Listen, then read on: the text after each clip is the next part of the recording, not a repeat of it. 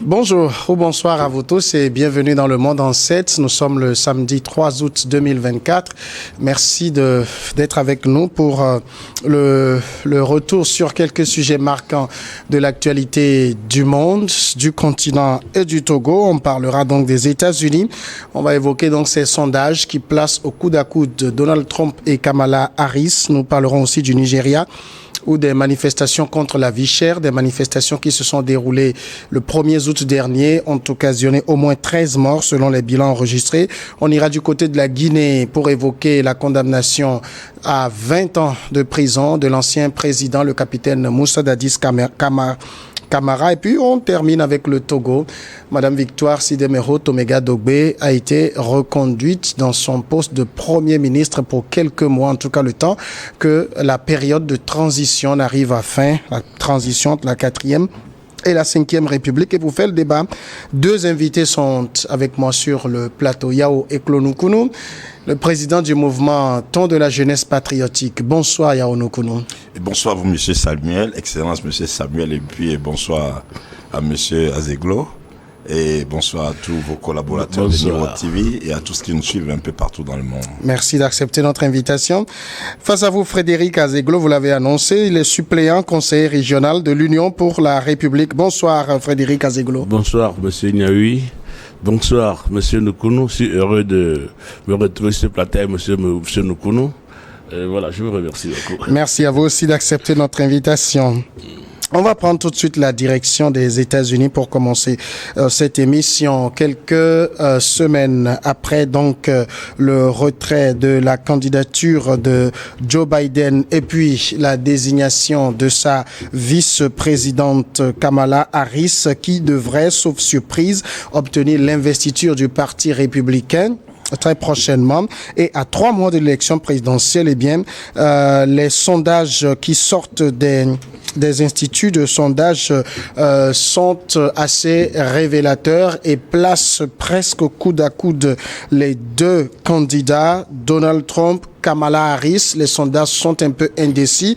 Dans le dernier sondage de l'Institut Ipsos, par exemple, pour l'agence Reuters, un sondage paru le 30 juillet dernier, Kamala Harris est donnée gagnante avec 43% des intentions contre 42% pour le républicain.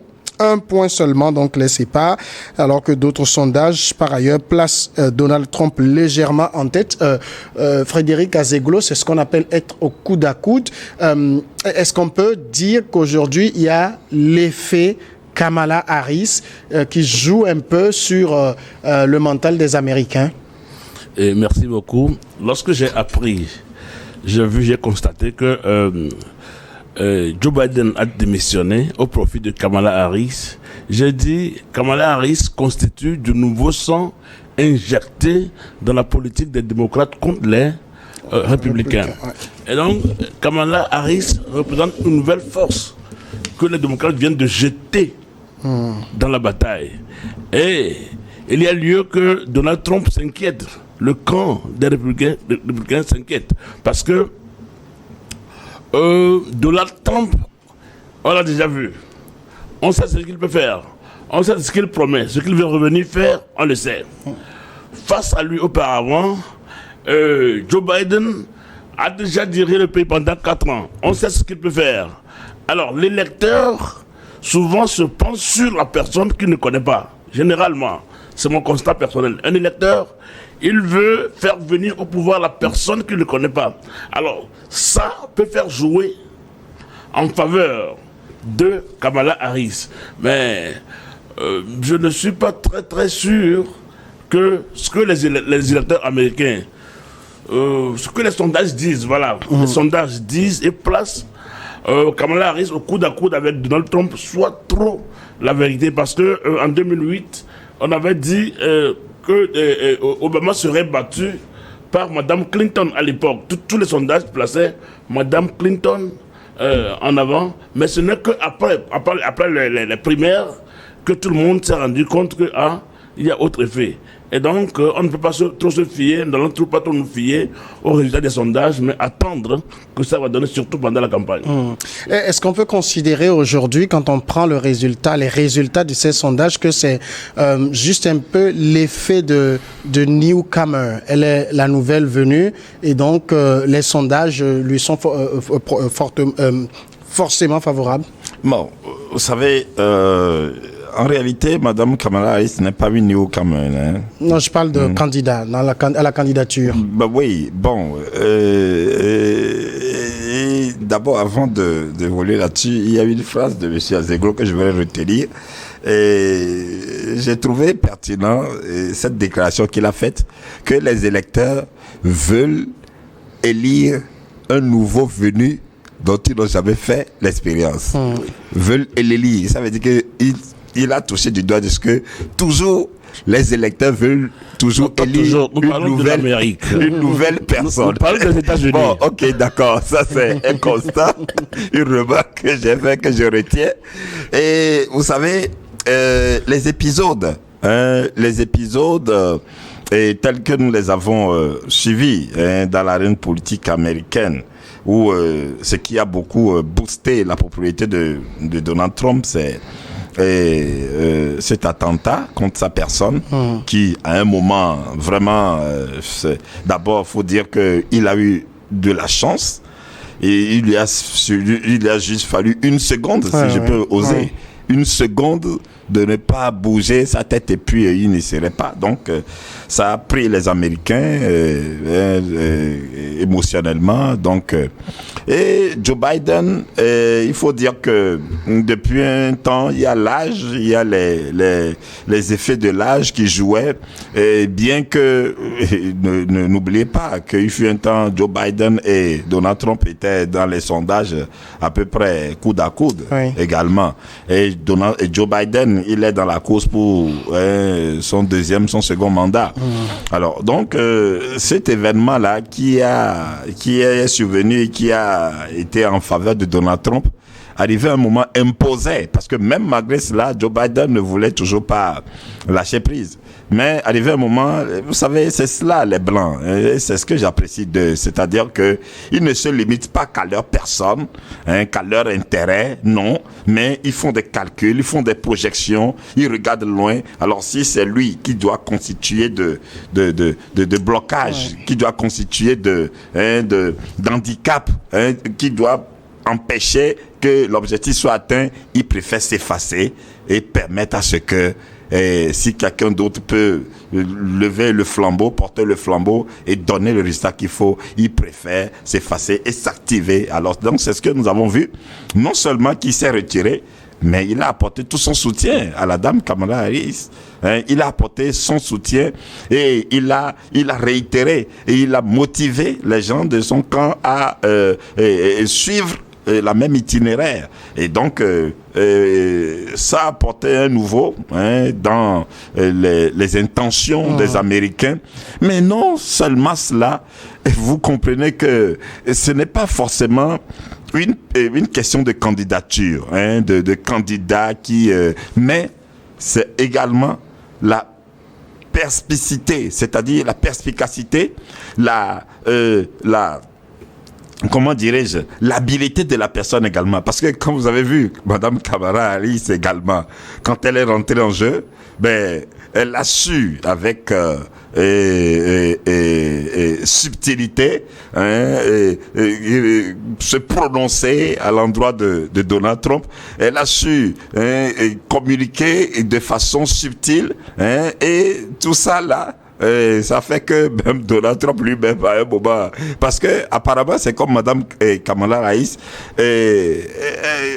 j'ai comme impression qu'elle ne s'est jamais prononcée aussi de façon directe et dans une compétition ou soit en la faveur de son camp, mais voilà que ça sortit des bancs quand elle dit qu'en tant que procureur elle connaît le manœuvre des gens qui elle a eu à connaître les gens de différents ordres qui auraient comme bref, elle a su élaborer une communication qui va en sa faveur et qui rassure les gens et qui motive les gens et qui aussi met en difficulté Donald Trump. Bien sûr, parce que dans son cas, aujourd'hui, on est en train de réfléchir pour définir une nouvelle stratégie de communication, puisque jusqu'à récemment, tout était axé contre Biden. Maintenant, ça a changé. Mais est-ce que l'effet Kamala Harris, je le disais, est-ce que c'est pas juste l'effet de celle qui est la nouvelle venue? Est-ce que cet effet ne va pas s'estomper dans les jours, les semaines qui viennent? Je disais, l'effet Kamala Harris risque de ne pas aller très très loin.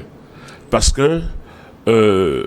Nkoulou l'avait dit, lorsque Donald Trump a été victime de cet attentat, il était devenu très populaire. Mais avant l'attentat, il était aussi très populaire.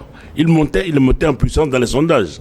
Parce que ce que Donald Trump proposait, il dit, auparavant c'est moi qui ai gagné. Vous m'avez triché. Je reviens en force. Je reviens encore force. Je viens démontrer de quoi je suis capable. Et donc, il avait cette ligne de défense qu'il exploitait jusqu'au jour de l'attentat où sa popularité n'a que monté d'un cran. Et donc, je suis en train de voir que c'est face à cette nouvelle situation que le camp où carrément Joe Biden a dit je risque de peser léger. Je risque de continuer de peser léger, il faut quitter. Et il est parti. Moi, je ne dis pas trop que c'est sur le poids de l'âge, parce qu'il a presque le même âge que Donald Trump. Oui, 3 ans de différence. Ouais. C'est pas trop le poids de l'âge. Bon, d'accord, moi je dis le poids de diplôme de santé peut-être. C'est ça, mais aussi dans le poids de l'âge, 3 ans. Dans les débats, parfois, il se perd. Oui, justement. Donc, donc, maintenant, Kamala Harris, c'est Joe Biden qui l'a proposé même dans son discours. Il a demandé que Kamala Harris prenne le devant des choses. Et donc, c'est Biden qui a proposé Harris et a commencé à parler d'elle. Elle l'a proposé à son camp. Maintenant, il y a eu d'autres qui n'étaient pas d'accord. Mais la majorité est d'accord. Madame Harris est en train de monter dans les sondages. Mais je suis en train de voir aussi que si jusque-là, Donald Trump, dans son cas, ils n'ont pas dit grand-chose, c'est qu'ils attendent pour voir par où attaquer. Parce que le jeu a changé. L'adversaire a changé, certes, c'est le même camp, mais la tête a changé. Et qu'il faut, je suis sûr qu'actuellement, dans le cas démocrate, comme dans le camp républicain, on serait en train d'élaborer des stratégies d'attaque ou de contre-attaque. Hier ou avant-hier, Donald Trump disait que Mme Harris n'a jamais accepté qu'elle était noire. Elle disait qu'elle était indienne, elle était quoi. Maintenant, lorsqu'il s'agit d'élections présidentielles, elle veut miser sur son caractère de noir. Parce qu'elle compte sur la communauté noire. Compte sur la communauté noire. Et donc, voilà, c'était une attaque que Trump avait lancée envers Mme Harris. Voilà, nous ne sommes qu'au début des choses. Nous allons voir comment l'évolution sera. Alors, jusque-là, on est aussi dans un pays où n'importe quel événement peut faire basculer les tendances, les sondages. Vous l'avez rappelé, lorsque Donald Trump a échappé à sa tentative d'assassinat, sa cote de popularité s'est boostée. On a vu que c'est un homme qui est en très grande forme, malgré l'âge. Et c'est d'ailleurs ce qui aura joué pour que Joe Biden se retire.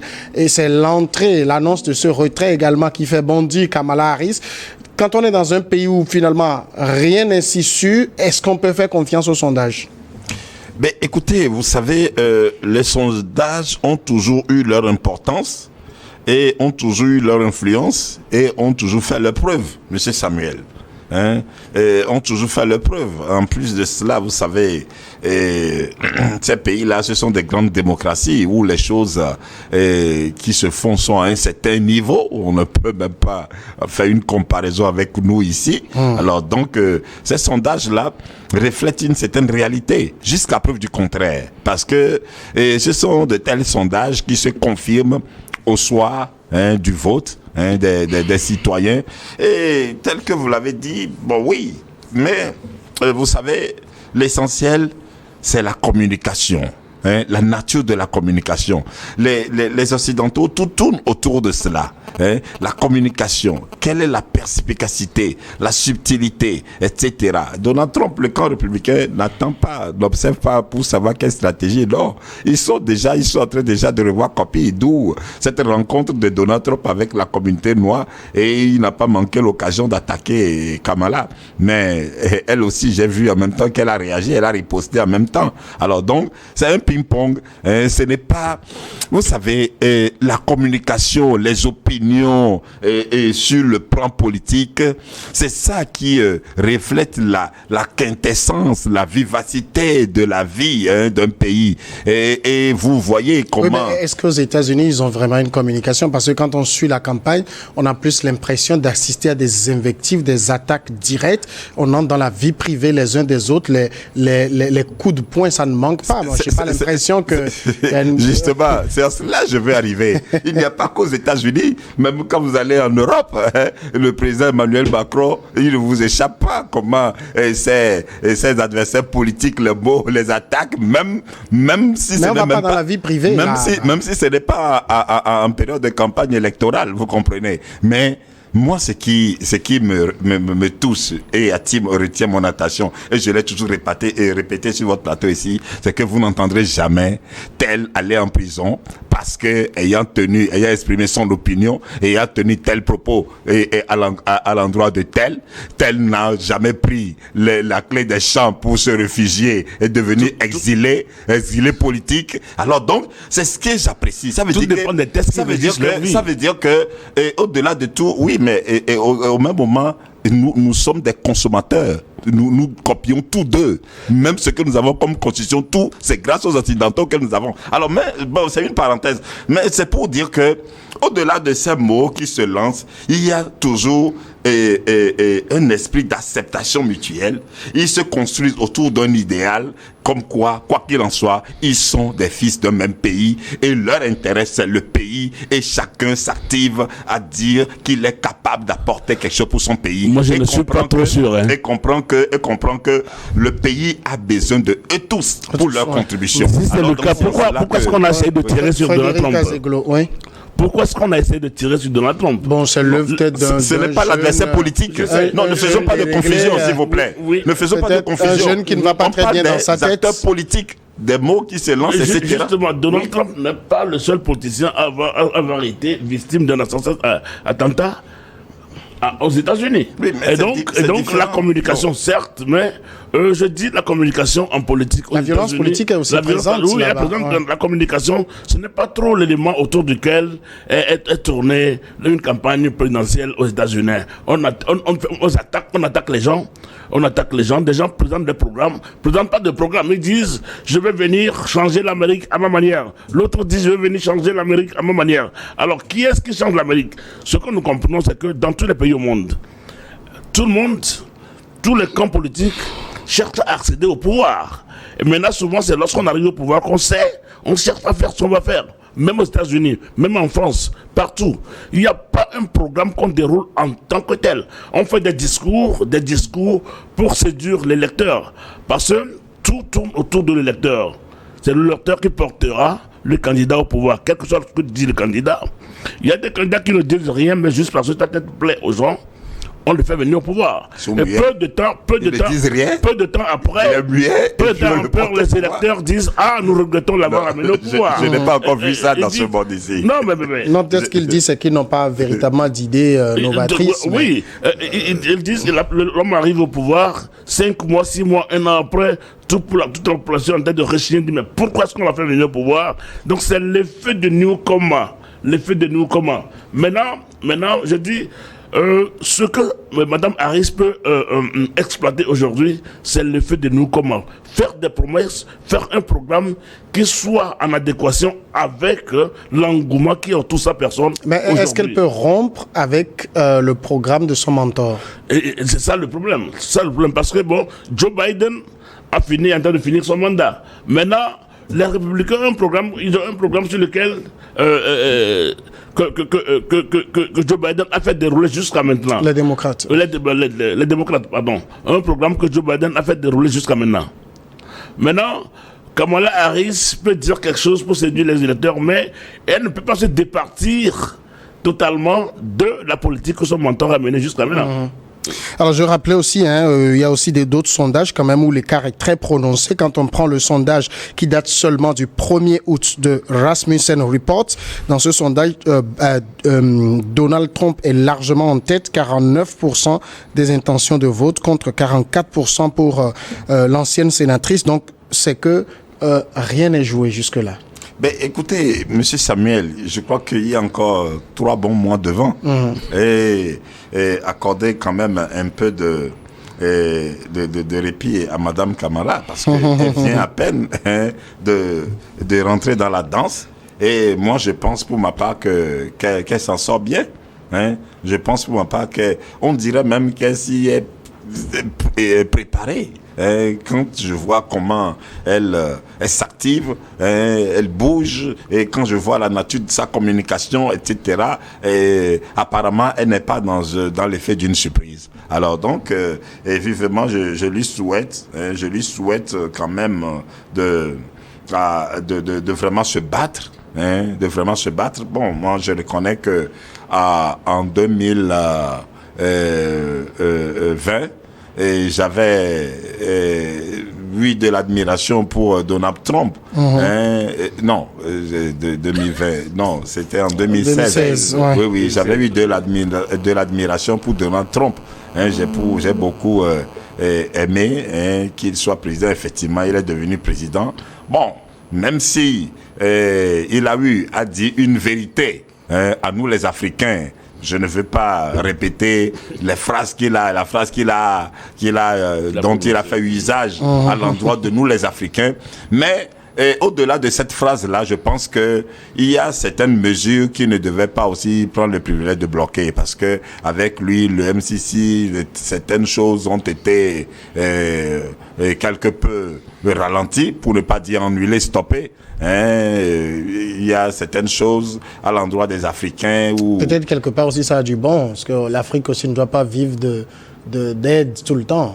Il faut que les Africains se réveillent et n'attendent rien des autres. Ben, écoutez, Monsieur Samuel, la question n'est pas... On est les seuls pays qui, pour se développer, on doit mettre les aides dans nos budgets. Oui. Ça n'a pas de sens non plus. Oui, Monsieur Samuel, la question n'est pas autour des aides. Les aides sont utiles.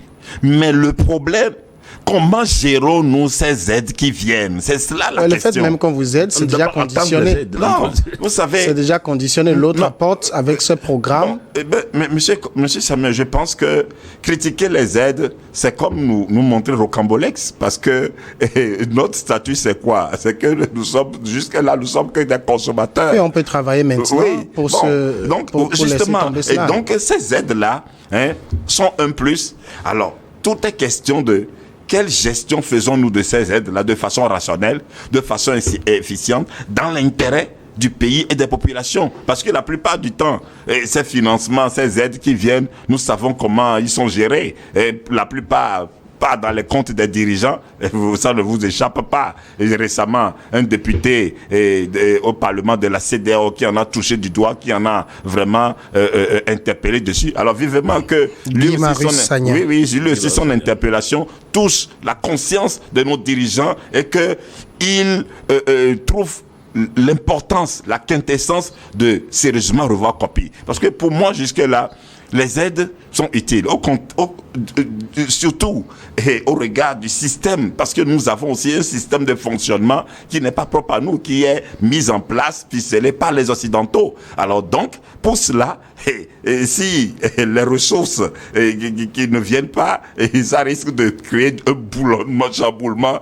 à notre sein. Alors dans ce sens-là, je dis que puisque nous n'avons pas d'alternative pour le moment, l'essentiel est que ces aides-là, ces fonds qui arrivent, faisons l'effort de leur garantir une gestion efficace, efficiente, rationnelle pour l'intérêt du pays et des populations. D'accord. Dernière question sur le sujet. Nous sommes donc toujours aux États-Unis en parlant donc de ces sondages qui placent au coude à coude les deux candidats, Donald Trump pour le Parti républicain et Kamala Harris, donc qui va être désignée très prochainement candidate des démocrates pour l'élection qui aura lieu en novembre. On sait déjà que face à Hillary Clinton, il y a 8 ans, Donald Trump était donné perdant à la surprise générale, il a gagné. Bien sûr, on dira qu'Hillary a gagné en nombre de voix, mais là-bas, c'est le système des grands électeurs. Est-ce qu'aujourd'hui, l'Amérique est prête à élire une femme au pouvoir? That is the question. That is the question. Même je crois que cette question doit être en train de tarauder les esprits dans le camp démocrate. On a beau dire partout dans le monde que l'égalité des sexes, c'est ça, nous le savons, c'est ça, mais il est difficile de mettre en pratique quotidienne cette égalité du genre. Bon, maintenant, Donald Trump n'est pas un petit candidat face à Harris. C'est ça le problème. Si à l'opposé, il y avait un candidat qui ne fait pas le jeu, un candidat qui n'est pas très populaire, on peut. Mais là, moi aussi, je doute personnellement que Kamala Harris prenne le dessus. Puisque en 2016, tous les sondages, comme vous l'avez dit, ont placé Mme Hillary Clinton en tête face à Donald Trump. Et nous tous, on savait que c'est la première fois l'Amérique serait gouvernée par une femme. Mais ce n'est pas arrivé. Ce n'est pas arrivé, Donald Trump est passé et nous sommes accordés à dire à l'époque que voilà, les États-Unis ne sont pas encore prêts à élire une femme à leur tête. Voilà, nous retrouvons encore devant le même scénario. Nous voulons ce que ça donnera en novembre. D'accord, on va suivre de très près. On va passer au second sujet maintenant. Si vous permettez, j'ai quand même 2 mois passés là-dessus. Non, vous savez... les Américains, il faut reconnaître quand même qu'ils ont fait l'expérience déjà d'une femme qui s'est présentée à eux pour être plébiscitée à la tête et diriger les États-Unis. Et n'oubliez pas que effectivement Hillary Clinton, elle a quand même eu de l'audience au sein du peuple. Alors donc, ce sont les grands électeurs. Alors donc, cette opportunité, peut-être que Hillary Clinton, son destin ne lui a pas accordé d'être dirigeante. Alors maintenant, Kamala Harris, beaucoup, et ça ne fait pas longtemps qu'il y a une femme en la personne de Madame Clinton. Alors donc, voilà encore une femme qui se présente. Bon, je crois on verra bien. Si Madame Kamala elle-même, elle sait jouer. Alors maintenant, peut-être finalement que Donald Trump est celui le mieux placé pour battre les femmes. Hein? Bon, non seulement, une fois il a réussi, peut-être qu'une seconde fois, on verra. Mais surtout, Monsieur Samuel, il faudrait d'abord une chose. Non seulement le charisme de Madame Kamala Harris elle-même, sa subtilité, sa capacité à pouvoir tenir face à Donald Trump, mais il faut aussi absolument cette unité du clan démocrate autour d'elle. Voilà. Ce n'est pas une question seulement de la majorité des démocrates, non. Mais il faut que les démocrates autour d'elle s'unissent et que vraiment ça va Passons au second sujet, le Nigeria. Nous allons parler donc de ces manifestations qui se sont tenues le 1er août, manifestations contre la vie chère. Au moins 13 personnes sont mortes. C'était le jeudi lors des manifestations contre la mauvaise gouvernance et la vie chère au Nigeria. C'est l'ONG Amnesty International qui publie ce chiffre. 6 personnes ont été tuées dans la ville de Seludja, c'est près de la capitale Abuja. 4 à Maïdougouri, nous sommes dans le nord, et 3 à Kaduna, écrit Amnesty International sur son compte X. Nos éléments à ce stade montrent que là où il y a eu des morts, des membres des forces de sécurité ont délibérément usé de tactiques visant à tuer alors qu'ils faisaient face à des rassemblements de personnes dénonçant la faim et la grande pauvreté. La police de Maïdougouri a déclaré que 4 personnes avaient été tuées dans des explosions sans fournir plus de détails. En tout cas, il faut dire qu'aujourd'hui, les Nigériens font face à une cherté de la vie qui ne dit pas son nom. La situation est assez dramatique. Le Naira est en chute libre. L'électricité est aux abonnés absents. Le carburant est devenu très cher. Aujourd'hui, le Nigeria, Yaounoukou, nous montre qu'il n'est finalement qu'un géant au pied d'argile, économiquement. Écoutez, le Nigeria, ce n'est pas aujourd'hui que le Nigeria montre qu'il est un géant au pied d'argile. Et c'est dommage. Mais pourquoi cela? Tout simplement parce que je pense pour ma part, M. Samuel, que nous les Africains, il y a quelque chose qui nous échappe toujours. Nous sommes toujours inconscients d'une chose. Et cette chose, c'est l'esprit patriotique, l'esprit républicain, l'esprit de nation. Et au détriment des intérêts personnels, des intérêts égoïstes. Et nous sommes vulnérables, nous sommes victimes à la mondialisation, aux biens matériels dont nous nourrissons même plus d'amour pour les biens matériels, nos conditions de vie propres à nous, que l'évolution de notre pays qui impose l'évolution de notre pays, de nos pays, est conditionnée par l'épanouissement des populations, parce que ce sont les populations, c'est les peuples qui boostent leur énergie à construire, à élever le pays en développant pas les capacités, les ingéniosités, les créativités, les savoir-faire au profit, au service du pays. Alors donc, c'est cette soif et cette quête d'intérêt personnel, et cette confusion-là, où généralement, où en Afrique, nous confondons nos personnes à nos pays, où nous croyons que nous sommes plus importants, et je vais parler des dirigeants, nous sommes plus importants que nos pays. C'est ça qui fait que l'Afrique est toujours dans des conditions pareilles, l'Afrique est toujours à la traîne. Où vous avez vu, c'est dans ce monde aussi, nous avons vu un dirigeant nigérien, à la personne Feu Abacha, et ton pays est dans des conditions pareilles, tes populations sont dans des conditions pareilles, mais tu ramasses l'argent des milliards du pays, tu vas déposer chez les Occidentaux, là-bas, et tu meurs, l'argent même est resté là-bas, impossible de l'avoir. Alors donc, il faut prendre conscience qu'il y a un problème avec nous les Africains. Nous devons prendre conscience de quelque chose. Et lorsque nous aurions pris conscience, nous allons œuvrer à nous libérer de cette mentalité-là, à aller vers un changement de mentalité qui nous donne de faire les choix qu'il faut. Alors donc, le Nigeria, ce n'est pas aujourd'hui que le Nigeria montre. Le Nigeria, c'est un pays béni. C'est un pays immensément riche en ressources naturelles. Mais la vraie richesse dans ce monde, sur cette terre, M. Samuel, je l'ai toujours dit, c'est la richesse de la tête. D'accord. Est-ce que, au regard de la situation que traverse ce géant, disons qu'en Afrique, le Nigeria est soit premier ou deuxième économie du continent, derrière ou devant l'Afrique du Sud, c'est selon les classements. Est-ce que Tinubu est à la hauteur? Est-ce qu'il se montre à la hauteur de la tâche? Le problème du Nigeria, quand le Nigeria est malade, c'est que l'Afrique est malade. L'Afrique de l'Ouest est malade. Quand nous parlons de Tinubu, avant Tinubu, il y a eu des présidents. Avant eux, il y a toute une pléiade de présidents jusqu'à arriver sur Tinubu. Tinubu s'est opposé à Atiku lors des dernières élections présidentielles. Atiku Abubakar. Et puis Toby. Il y avait Atiku aussi. Peter Obi. Peter Obi, voilà. Atiku, tout ce monde-là, même si c'était eux, ce serait la même chose. Même si c'était eux, ce serait la même chose. Ça veut dire que ce n'est pas un problème de gouvernance? Les populations... C'est pas un problème de gouvernance? Non, je vais y arriver. Okay. Les populations toujours comptent sur des gens. On dit souvent, mais lorsque nous parviendrons à élire telle personne au pouvoir, nos problèmes seraient finis. L'homme arrive au pouvoir quelques mois après, on le trouve pire. On cherche des moyens pour le faire partir, il fait ses mandats, il part, quelqu'un vient, les problèmes restent même. Cette histoire de vie chère au Nigeria ne date pas de maintenant. Je me rappelle de 1995 où quand déjà manifestait et quand on a fait pendre les Ken Saro-Wiwa, d'autres personnes, à l'époque, le Nigeria n'a jamais connu la paix jusqu'à ce jour. Il y a toujours ces manifestations. Moi, je me pose certaines questions, certaines questions dont je vais parler ici sur ce plateau.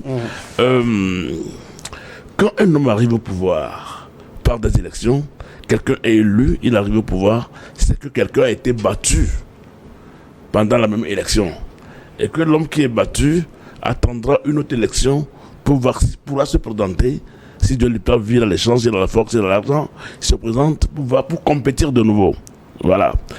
Et je ne dis pas que c'est ce que je vais dire qui est passé au Nigeria, mais généralement, les hommes battus dans les urnes cherchent à voir s'il y a un trou, une faille, il y a quelque chose qui ne marche pas avec l'homme au pouvoir, pour voir s'il faut monter des gens pour le contrer dans la rue, pour lui dire.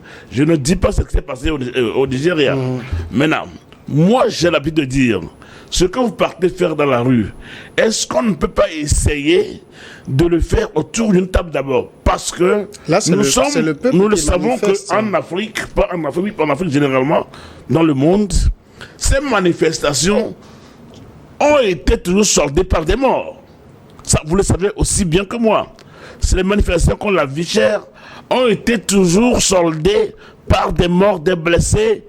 Pourquoi? Parce que l'homme qui est au pouvoir, quand on manifeste, il trouve que bon, c'est un truc qu'on fait déjà, parce que quand on laisse les gens manifester, ils continuent de manifester, on les laisse, une ville, une deuxième ville prend, une troisième ville prend, toute une région prend, et tout le pays est embrasé. Alors que ceux qui arrivent sont au pouvoir, ils ont prêté serment de défendre l'intégrité des droits de Là, vous restez sur les manifestations, mais les causes. Je vais y arriver aussi. Oui, allez-y rapidement. Je vais y arriver. Oui, parce maintenant, que les causes, vraiment. c'est que les gens ont fait. Oui. C'est comme ce qu'on peut acheter avec 20 C'est pour ça naira. que je posais la Ce question. qu'on peut acheter avec 20 naira, on l'achète maintenant avec 200 naira. Est-ce que ce n'est pas un problème de gouvernance? Parce que la situation semble s'être exaspérée aussi sous Tinubu. C'est un problème de gouvernance, mais qu'on peut toujours régler. Aller de tomber dans la rue, de provoquer des... Je comprends que vous n'aimez pas beaucoup la rue, hein, ça se comprend. Oui. En même temps, je veux juste rappeler, quand Tinubu est arrivé, l'une des décisions les plus peut-être impopulaires qu'il a prises, c'est d'annuler les subventions sur les prix du carburant. D'accord. Et patatras, tout est parti en vrille. Aujourd'hui, est-ce qu'on doit dire clairement, c'est vrai que même s'il y a des difficultés, tout cela a contribué à accentuer la situation. On s'est dit qu'avec la raffinerie Dangote, on allait juguler les prix. Dangote a beaucoup de difficultés à s'approvisionner pour nourrir sa raffinerie. Est-ce que c'est pas la gouvernance qui est en jeu? Mais bien évidemment, M. Samuel, la gouvernance, parce que non seulement la gouvernance, mais surtout l'inflation. Hein? L'inflation, c'est trop. Et il y a certaines choses. M. Tinubu, non seulement le prix du carburant qui a augmenté, doublé, le prix de l'électricité. Vous vous rendez compte? Le Nigeria a des centrales. Le Nigeria, normalement, tout Nigeria a besoin au moins de 20 mégas. Hein, pour tout Nigeria, mais Non, 200, ils ont dit, je sais pas, 200 mégawatts. De 200, bon. Ouais. Mais le Nigeria ne produit que 4 mégawatts. Et même dans les 4, le Nigeria vend encore à des pays voisins et font subir. Et ça, ce n'est pas Tinubu. C'est-à-dire que, comme pour dire que, M. Samuel, le Nigeria est gangréné. Je veux un peu rejoindre M. Azeglo, ce que vous avez dit tout à l'heure par rapport aux États-Unis, qu'il y a des grands électeurs. C'est comme au Nigeria, il y en a des grands électeurs, parce que si vous fouillez bien, c'est tellement que M. Tinubu, ce n'est pas le peuple qui l'a plébiscité. Hein? Ce n'est pas le peuple qui l'a plébiscité, qui l'a élu. Donc il y a des grands intérêts. C'est vrai qu'il est venu au pouvoir dans l'une des élections les plus impopulaires, élu par 8 millions de personnes, alors que le Nigeria en a plus de 280 millions. Alors donc vous voyez, donc il y a des grands intérêts, hein, qui l'ont plébiscité, parce que lui-même faisant partie de ce cercle-là, alors donc, mais apparemment, il se révèle que il n'a pas le charisme, il n'a pas l'étoffe pour s'imposer au milieu de l'establishment. Oui, c'est ça. Au milieu de. Alors, donc, il y a des informations qui nous parviennent. Comme quoi, dans des conditions pareilles, voilà le président Tinubu qui va s'offrir un yacht présidentiel.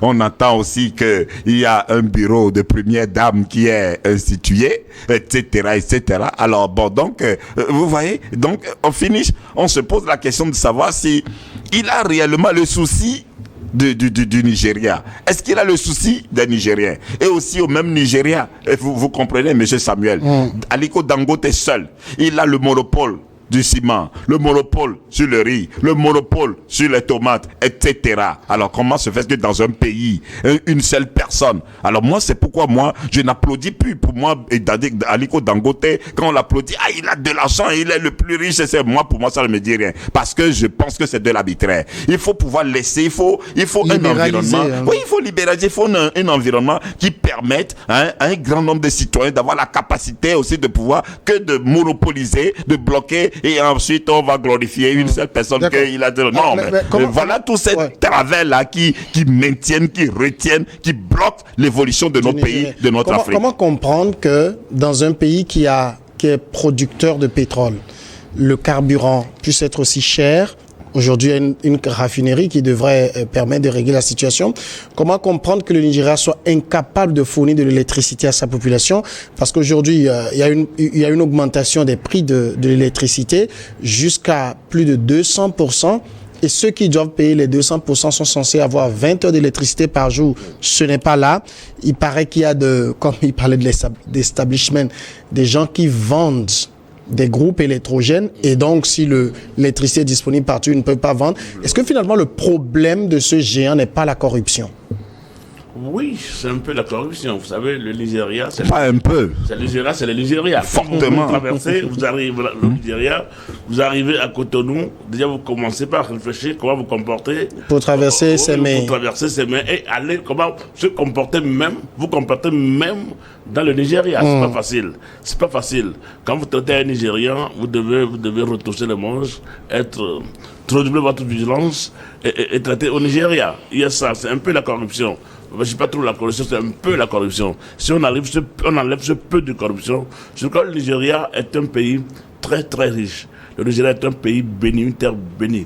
Et donc, si on enlève la corruption, si on revoit les copies, les Nigérians peuvent vivre bien. Mais là, s'il faut avoir des crises de manque de carburant, de pétrole, les crises de manque d'électricité au Nigeria, je ne sais pas ce qu'il va. J'ai fait des affaires au Nigeria en 2003 quand j'étais allé. Il y a tellement la nourriture, tout était bien, tout allait bien. Vous trouvez une noix de cajou qui est plus grosse que mon poing là. Et tu ne sauras pas que c'est juste un pays à quelques peu frontalier du Togo. Donc c'est une terre bénie. Il suffirait que les Nigériens se retrouvent, redéfinissent un nouveau mode de gestion de leur pays et tout irait bien au Nigeria. Écoutez, M. Samuel, il ne vous échappe pas que dans ce monde-ci, il fut un temps, le naira du Nigeria pesait plus que le dollar. Ouais. Hein? Mais aujourd'hui, même notre franc CFA, c'est comme 1000 francs CFA, oui. Vous prenez 300, vous prenez 300 naira. Aujourd'hui, le CFA est comme euro ou dollar pour les Nigériens. Quelqu'un m'a dit la dernière fois que tu veux acheter une voiture, actuellement, va au Nigeria, tu achètes avec 2 millions de francs CFA, tu achètes une grosse 4x4 de luxe. Pour venir. Non, c'est-à-dire qu'en ce temps-ci, c'est bon d'aller acheter des produits au Nigeria et venir faire le commerce ici, parce que leur monnaie est complètement à terre. Alors, donc, les Nigériens, vous savez, il y a certains Nigériens qui me disent, mais au Togo, Bénin, vous êtes comme à Londres, vous êtes comme, parce que vous avez l'électricité, parce que vous avez, il y a quand même des choses basiques, tranquilles, mais c'est ça la force, et ils disent qu'ils n'ont pas cité que le Togo. Et ils disent que quand ils entendent, il n'y a que le Togo dans la région où il y a beaucoup de quand ils entendent les francophones critiquer le franc CFA, ils sont prêts à ce qu'on leur donne le franc CFA, parce que pour aujourd'hui, le franc CFA vraiment c'est comme un Eldorado. Oui. Alors donc bon, ça c'est une parenthèse. Alors comme pour dire que et sincèrement les leaders au Nigeria, ils doivent se soucier de ce pays-là, ils doivent se soucier de ce peuple-là, que de leur propre intérêt personnel. C'est ça la maladie, c'est ça le malheur de ce pays-là, cette terre nigériane-là. C'est ça, certains, ce groupe de leurs fils qui ne pensent qu'à eux, leurs propres intérêts. Un président, tu es élu il y a à peine 1 an, tu vas t'offrir un yacht alors que tes populations sont dans des conditions pareilles. Il y a des exigences, il y a des défis à relever, etc. Non, il faut une prise de conscience, il faut un changement de mentalité. Le prédécesseur de Tinubu, Muhammadu Buhari, n'avait pas connu aussi des problèmes aussi profonds que ça. Au temps de Buhari, il y avait des crises financières, non, mais... La chute de Naira, c'est depuis, je crois que c'est depuis après Goodluck Jonathan. Mais ça, là maintenant ça semble s'accentuer aussi. Oui, parce que quand je parlais de gouvernance, tout cela aussi, que ce soit les problèmes de monnaie et tout ça, il faut des décisions fortes pour les régler. Et il faut que les Nigérians s'asseyent pour le faire. Que personne ne me dise que il faut un capitaine pour renverser Tinubu et corriger. Et il faut que les Nigérians s'asseyent plutôt, définir de nouvelles lignes, et travaillent à ce que leur économie se relève. Il faut que les Nigériens le fassent de la manière la plus facile, simple, recommandée possible. Que de vouloir tomber, passer par d'autres pouvoirs, non, Tinubu, c'est pas bon, dégage, etc. De croquer du tollé au Nigeria.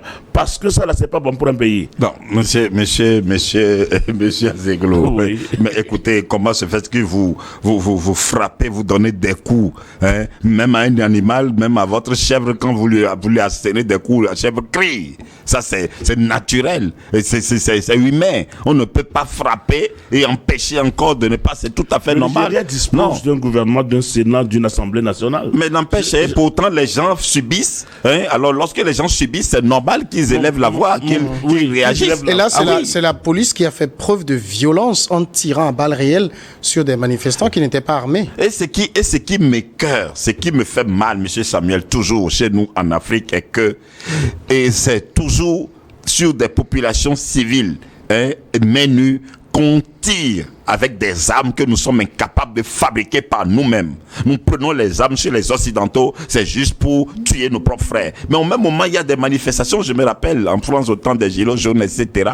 Ben, il y a cette image, je me rappelle, il paraît qu'il y a un policier, il n'a même pas tiré, hein, il a juste eu le fait de toucher son arme, il a été suspendu, il a été sanctionné.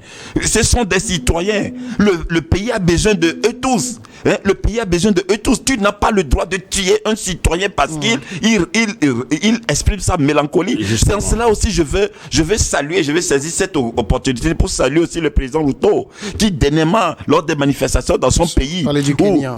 du Kenya, où dans un premier temps il y a eu du laisser-aller qui a conduit à des morts, mais après il s'est ressaisi. Même ceux qui ont eu à tirer sur les gens, ils ont été sanctionnés. Il a réfléchi autrement, il a trouvé des solutions alternatives à la situation pour amener le calme, etc. Alors donc il a reformé un nouveau gouvernement avec l'implication de nouvelles têtes de l'opposition. Mais c'est de cela qu'il est question. Et au moins je me réjouis que dans notre Afrique, il y en a certains quand même qui font montre de cela, qui font montre de cette volonté-là de changement de mentalité, de changement de paradigme pour que qui ne se confondent pas au pays, qui ne se confondent pas à l'essentiel et se voient plus important en tuant de pauvres populations dont le pays a également besoin. Alors donc les manifestations, l'expression de droit, c'est tout à fait normal. Il faut laisser les populations, lorsque ça ne va pas, de lever la voix et de réclamer, de dire, Monsieur, voilà. Si vous permettez, on va observer la première pause, enfin la seule pause d'ailleurs, pour suivre le journal,